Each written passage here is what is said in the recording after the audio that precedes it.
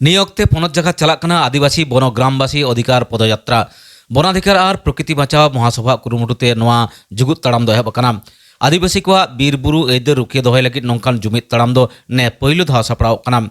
केंद्र और पनत सरकार हतेते 2003 बीरबुरु आईन रावालका रेया कुरुमुटु बिरुद्धे पनत जकात गे नोआ कामिर हदा साब कना। उत्तर बंग खन एहब कते दक्षिण बंग सानाम पाकार रेन आदिवासी हड़पन अपनारा हक एदर बांचाव दहय लगित जुमिद को एहब कना। पारमेन 8 আগস্ট खना दारायखान 16 আগস্ট जुमिद ताड़ाम रे देवचा पाचामे उचित विरोधी आंदोलन आजोदिया रे आदिवासी बांचाव प्रकृति बांचाव आंदोलन तिलेबनी बुरु रुखिया लगित आंदोड़ एमान हुलगरिया को दाड़े और साहस साञ्चाव को मेनते मन हुयुग कना। चलो एनखान उनकान सापड़ा आकड़ा खन गे बाकुड़ा जिला गोटेत मानतान विप्लव सोरेन चेद कथाय मेन कदा आंजम लेगे बोन।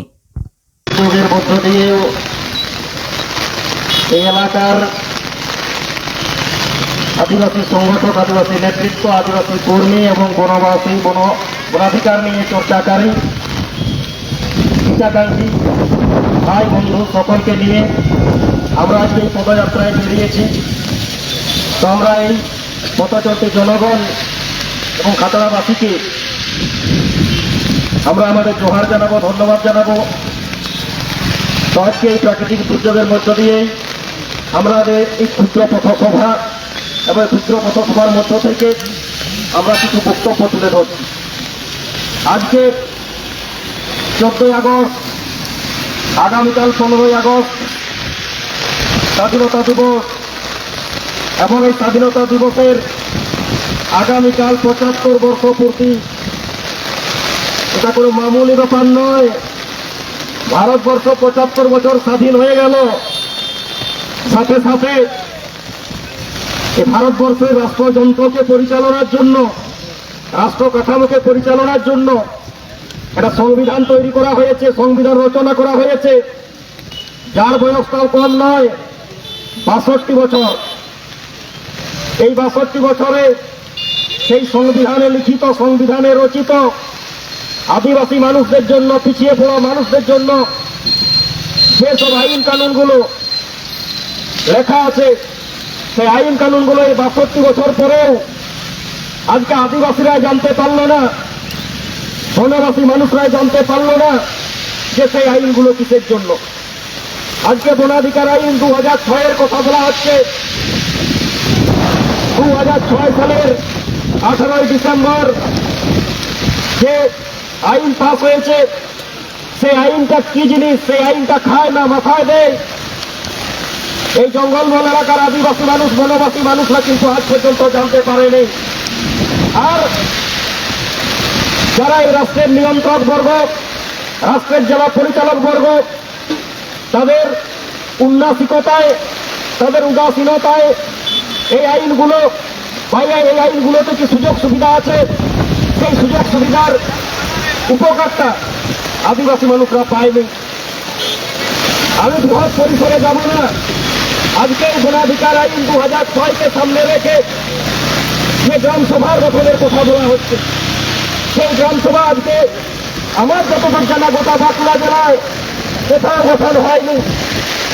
কেন গঠন হয়নি, কিসের জন্য গঠন হয়নি আমরা খুব ভালো করে জানি। কারণ বনাধিকার আইন 2006 অনুযায়ী গ্রামসভা যদি গঠন হয়, বন দপ্তরের আধিকারিকদের মাতব্বরিটা শেষ হবে, বন দপ্তরের আধিকারিকদের, ফরেস্ট রেঞ্জারদের, ফিল্ড অফিসারদের দাদাগিরিটা বন্ধ হবে এবং তাদের যারা মদতদাতা, যেসব রাজনৈতিক দালালরা, মাতব্বররা, নেতা নেত্রীরা, রাজনৈতিক নেতা নেত্রীরা, তাদের মাতব্বরিটা, লুঠের বোখরাটা কোথাও কমে যাবে। এই জন্য বনাধিকার 2006 অনুযায়ী গ্রামসভা কোথাও গঠন হয়নি। কিন্তু আজকে পরিস্থিতির প্রয়োজনে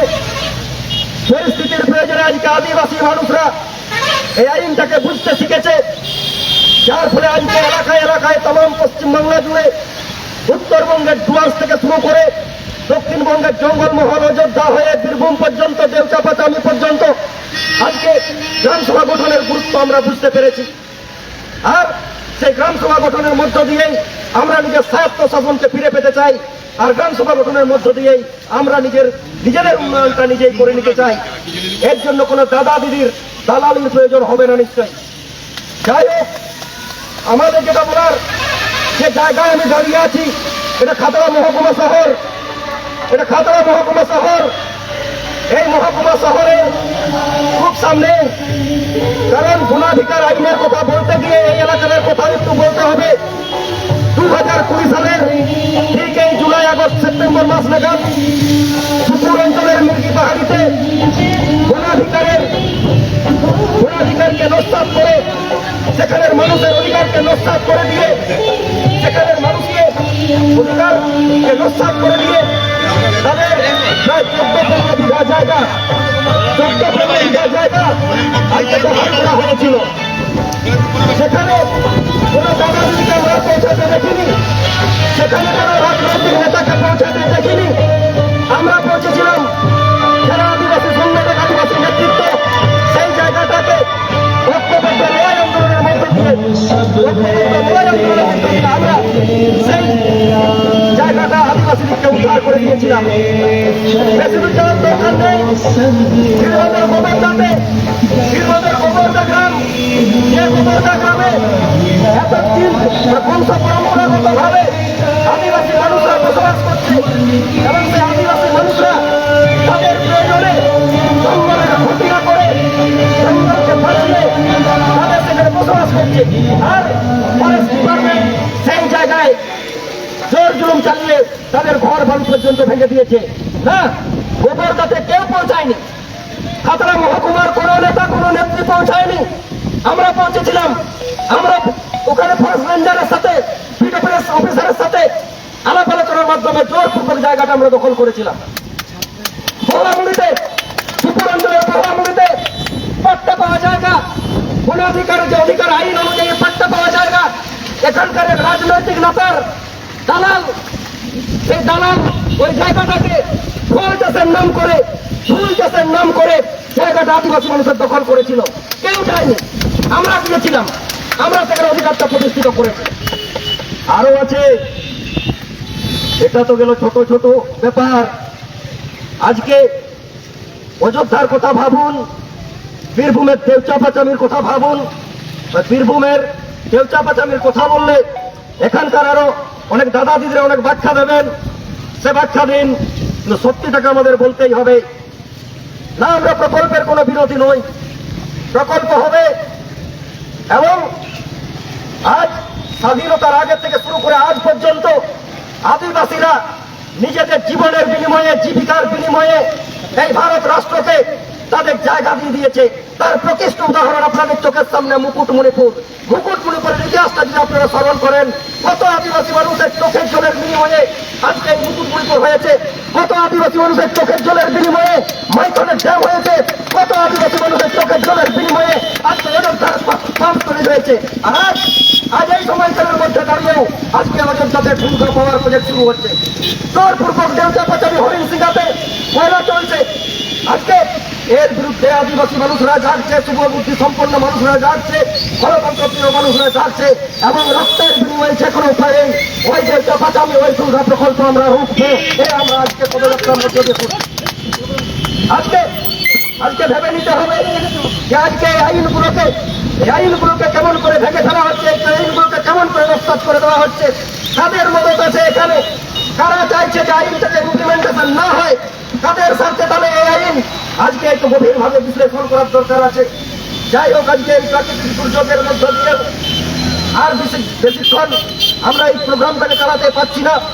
তবে এই এলাকাতেও, খাতড়ার বুকেও অনেক প্রমোটার, অনেক জমির দালাল, অনেক নেতা নেত্রীর ঘনিষ্ঠ জনেরা সময় এলে আপনাদের মুখোশ আমরা খুলে ফেলবো। কে কোথায়, কাদের মাধ্যমে যার দলিল বার করেছেন, কে কবে কোথায় জমির কে কখন বনের আইনটাকে নস্যাৎ করে দিয়ে ফরেস্ট ল্যান্ড দখল করে নিজের নামে জাল দলিল তৈরি করেছেন, আপনারা তৈরি থাকুন। আর আমরা আশা করি খাতড়ার গণতন্ত্র প্রিয় মানুষ, শুভচিন্তক, শুভবুদ্ধি সম্পন্ন মানুষ এই ন্যায়ের পক্ষে থেকে এই দুর্নীতিবাজদের বিরুদ্ধে, এই ঘোটালাবাজদের বিরুদ্ধে, এই শ্রমিক দালালদের বিরুদ্ধে, আগামী দিনে শ্রমিক চোরদের বিরুদ্ধে আগামী দিনে ঐক্যবদ্ধভাবে আমরা লড়াই করব এবং বিগত দিনে আপনারা সহযোগিতা করেছেন, আগামী দিনেও করবেন, এই আশা রেখে প্রত্যেককে ধন্যবাদ, অভিনন্দন, জোহার জানিয়ে আমি আমার বক্তব্য শেষ করছি। সবাইকে জোহার।